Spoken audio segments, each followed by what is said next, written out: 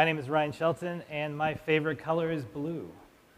When I recently set out to create my restaurant's color theory menu, I ruminated long over the dish that would represent the color blue. There's been a lot of talk by nutritionists that eating a spectrum of colors is super healthy for you. But if you look at the rainbow of foods that's available to us, it's easy to feel like there might be one missing. People even commonly throw out the phrase, there's no such thing as blue foods. And while I slightly disagree, it is true that blue ingredients are a good deal harder to come by. But for us, the most important questions to answer were, what would blue look like in the form of food? How does blue smell? What does blue taste like? And most importantly, how does blue feel? So how does the color blue make you feel? We very often will use the word blue when we mean sad, but when I see images of the blue, like this, sad is not how I feel. I feel the beauty and the majesty of the deep unknowable. So our blue dish would have to be oceanic, of course, and feel deep and quietly beautiful. Back to blue ingredients for a minute. They can be a challenge. Blue crab, the part that you eat, is actually white. Blueberries are really sort of purple. A lot of the blue ingredients available to us sort of lose their luster when they get broken down and incorporated into a dish. By contrast, in Thailand, they have a tea made from the flower of the pea plant called butterfly pea flower tea that is inarguably very blue and very beautiful. Now, to make food feel deep, there are a few psychological tricks you can try, things I've learned over the course of my career. If you ever put anything low in a deep bowl, you have to naturally crane forward in your seat to peer down into it. This instantly makes food feel more precious and delicate, less like it's up on a pedestal and more like it's a closely guarded secret. We ultimately settled on this really cool carved indigo-dyed gourd from Mexico. Our early attempts at a dish saw us steaming a blue crab dumpling and then placing it at the base of that bowl. These are made from wheat starch in the style of hagao, that iconic shrimp dim sum.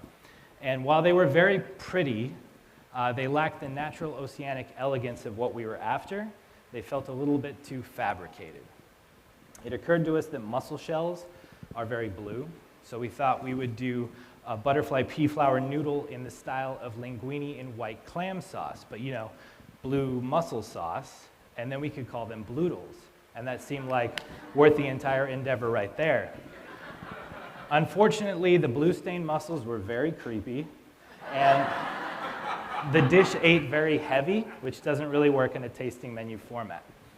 So we went back to the drawing board. We took a little inspiration from that carved gourd and found a naturally blue-grain blue corn.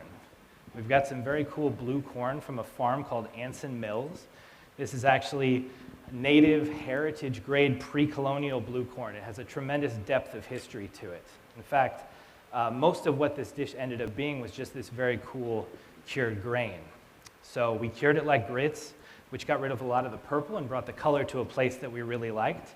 And the flavor was very mineral and complex, with accents of the familiar and a mysterious complexity that predates modern agriculture. And that ethereal timelessness was so much more blue than anything that we had simply dyed blue with pea flour. We whipped those grains up with eggs and creme fraiche to create a souffle.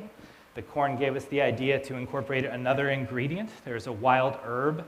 You've probably heard of the color cornflower blue. That's for this guy that grows amongst corn and grains and became one of our finishing touches. While we planned to finish the dish with crab and caviar, the seafood component it had wasn't quite oceanic enough. So we made a tea of mussels, their shells, and seaweed that reflected the scent of the ocean's brine. Our indigo gourd was surrounded by a field of mussel shells and iridescent abalone that hid crushed dry ice. And when that seaweed tea hit the dry ice, it sublimated, gave off the image of rippling water, billowing waves, and the scent of the sea. And we feel, once we finished the dish with beurre blanc, blue crab and caviar, that we ended up with something that really looks blue, tastes blue, smells blue, and feels blue in every facet of its execution.